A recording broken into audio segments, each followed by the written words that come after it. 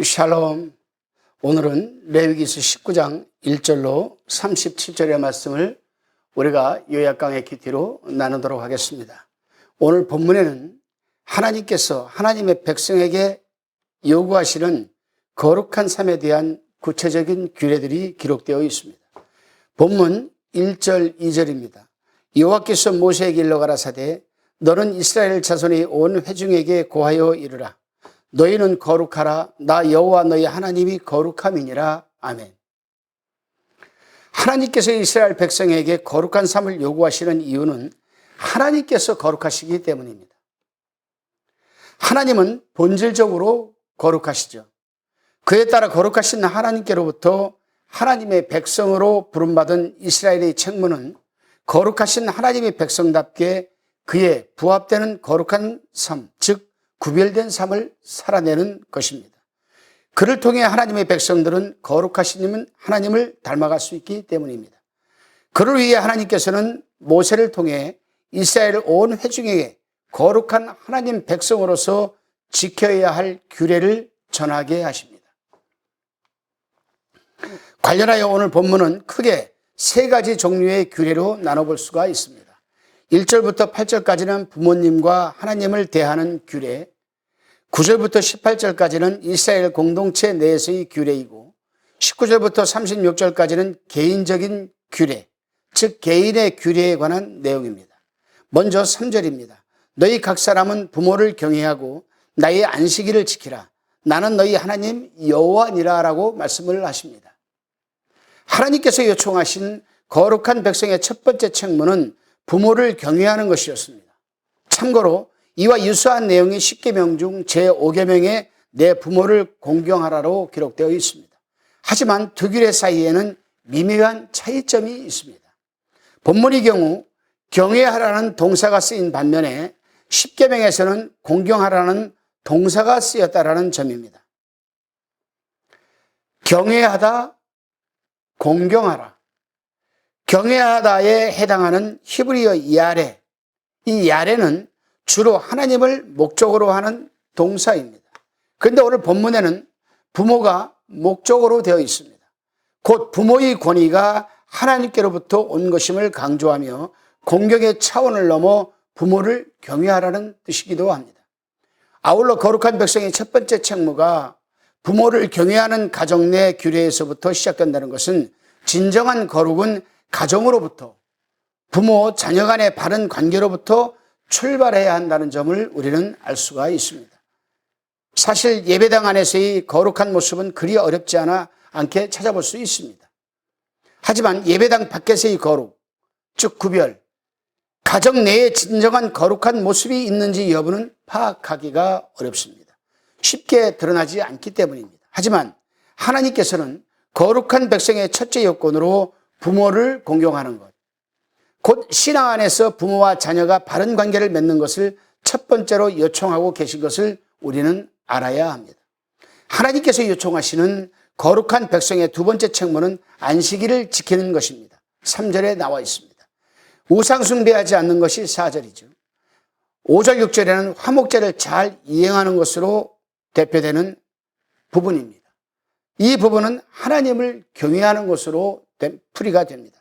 하나님께서는 안식일을 가리켜 우리 안식일이 아니라 너희 안식일을 분명하게 말씀하고 계십니다. 곧 안식일이라는 시간의 주인이 하나님이심을 강조하고 계신 것입니다. 주일은 단순히 휴일이 아니라 주님의 날입니다. 그래서 우리는 주일이라고 합니다. 주님을 경배하며 주님께 예배드림을 위해 하나님께서 구별해 놓으신 날입니다. 거룩한 백성임을 인지하며 거룩한 백성답게 살아가려는 그리스도인이라면 주일을 절대 경홀히 여기지 않습니다. 거룩한 백성임이 표지이기 때문입니다. 더불어 하나님을 경외하는 하나님이 거룩한 백성들은 우상을 숭배하지 않습니다. 하나님의 자리에 다른 것들을 올려놓고 숭상하지 않는다라는 말씀입니다. 아울러 화목제라는 지극히 개인적인 순종이 요구되는 영역에서까지도 철저하게 하나님의 말씀을 우리는 준행합니다. 거룩한 그리스도인은 자기 중심적 사고를 탈피하여 삶의 아주 작은 영역 속에서도 하나님을 경외하는 일을 실천해 나가야 하는 것입니다. 이제 9절부터 18절까지는 이스라엘 공동체 내에서의 규례에 관한 내용입니다. 다른 말로 하자면 사회 윤리에 대한 내용입니다. 본문 9절 10절입니다. 너희 땅이 곡물을 벨 때에 너는 밭 모퉁이까지 다 거두지 말고 너희 떨어진 이삭도 줍지 말며 너희 포도원의 열매를 다 따지 말며 너희 포도원에 떨어진 열매도 줍지 말고 가난한 사람과 타국인을 위하여 버려두라. 나는 너희 하나님 여호와니라 말씀하고 계십니다. 하나님이 거룩한 백성으로서 실천해야 할 기본적인 사회 윤리는 가난하고 소외된 사람들을 배려하는 것이었습니다. 당시 이스라엘 공동체 내에서는 가난한 사람뿐 아니라 나그네와 같은 외국인들도 있었습니다. 그런 그들을 위해 하나님께서는 곡식을 다 수확하지도 말고 땅에 떨어진 이삭도 줍지 말며 포도 열매를 다 따거나 떨어진 열매를 줍지 말라고 명령하시는 것입니다. 탐욕적인 삶이나 인색한 삶이 거룩한 하나님의 백성에게는 합당하지 않기 때문입니다.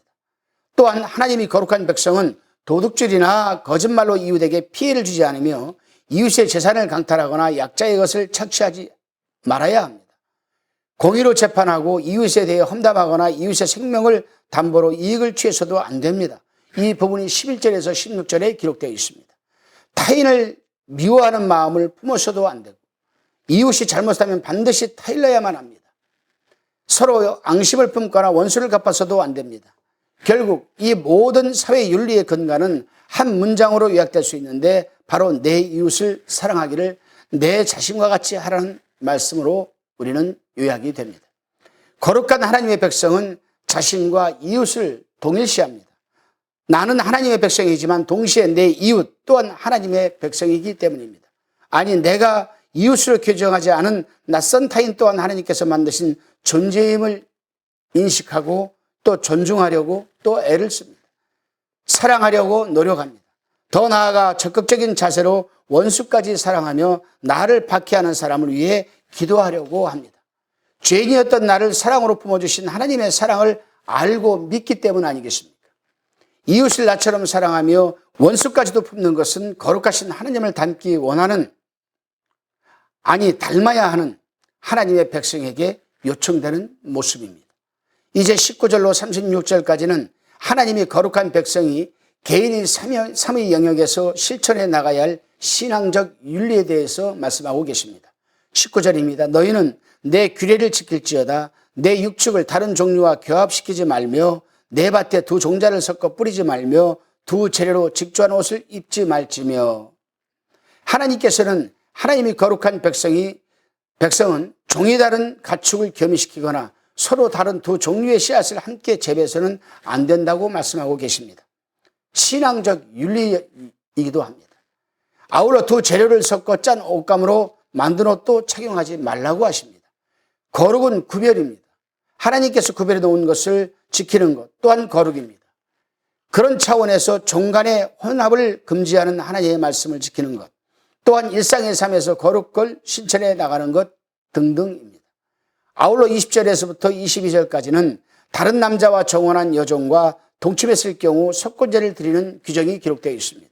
23절로부터 25절까지는 과목을 먹는 규정에 관한 내용, 26절에서 36절까지는 점이나 술법, 머리가를 둥글게 미는 것, 문신 등에 대한 금지 규례이며 노인을 공경하며 거류민들을 사랑할 것과 공평한 저울과 추의 사용에 대한 규정이 계속해서 언급됩니다. 모두 하나님께서 하나님 백성으로서 해야 할 것과 하지 말아야 할 것에 대해 구별해 놓으신 규례들을 준수하라는 내용입니다. 거룩한 하나님의 백성은 하나님께서 구별해 놓으신 것을 존중하며 그 규정들을 일상의 삶에서 준행해야 하는 것입니다. 요즘 보게 되면은 젊은이들 나이 드신 분들이거든. 남녀노소 할 것 없이 문신을 몸에 파고 다닙니다. 문신 유행이라고 할 수도 있습니다. 그 문신을 왜 하는지는 저는 알 수 없습니다만은 하나의 미적인 모습을 보이기 위해서 그러지 않나 생각을 합니다만은 문제가 되는 것은 뭐라? 이렇게 몸에 문신하지도 말라고 명령을 하는데도 불구하고 교회 다니는 청년들이 교회 다니는 사람들이 귀나 목이나 팔이나 다리나 이런 데 문신을 내고 그것을 드러내놓고 다닌다는 데에서 문제가 될 수가 있습니다. 그럼 우리는 몸에 왜 문신을 하면 안 될까? 우리 몸에 문신을 하면 왜 안 될까? 그것은 우리 몸이 하나님의 성전이기 때문에 그렇습니다. 하나님의 성전. 당시 가나안에 살고 있던 7족속 가운데에서는 문신을 많이 했습니다. 로마 시대에 로마인들도 문신을 많이 했습니다. 그래서 하나님께서는 이스라엘 백성들에게 이러한 규례를 지금 경고하고 또한 명하는 것은 가나안 땅에 있는 우상을 섬기는 다른 족속들의 삶의 모습을 받아들이지 말라는 겁니다. 우리는 이 부분을 진지하게 한번 생각을 해봐야 됩니다. 모르겠습니다. 하나님을 믿지 않는 불신자들이 문신을 하고 다니는 것, 어떻게 보면 그 사람이 이해할 수도 있습니다.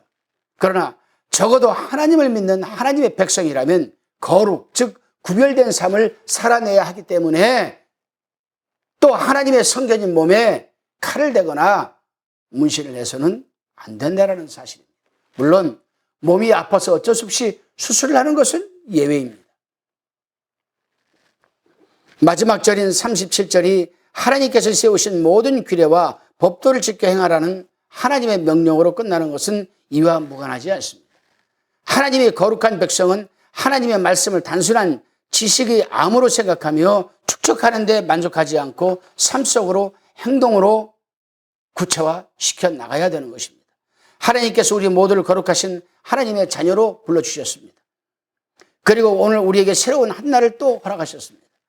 부르심에 합당한 거룩한 삶으로 하나님의 거룩하심을 입증함으로 하나님께서 영광 받으시기를 원하기 때문입니다.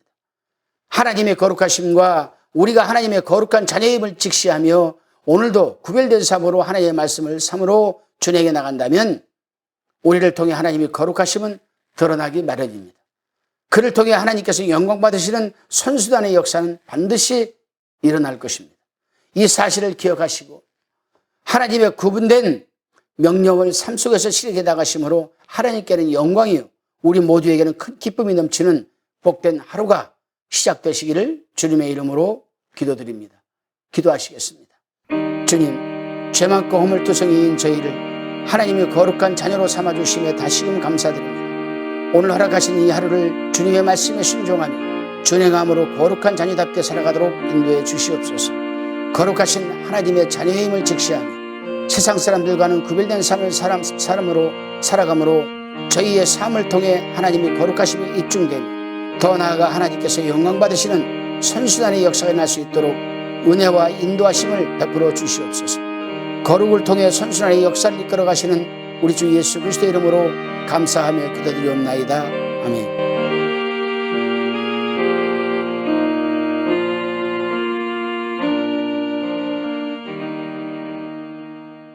화평방송 구독, 좋아요 부탁드립니다. 감사합니다.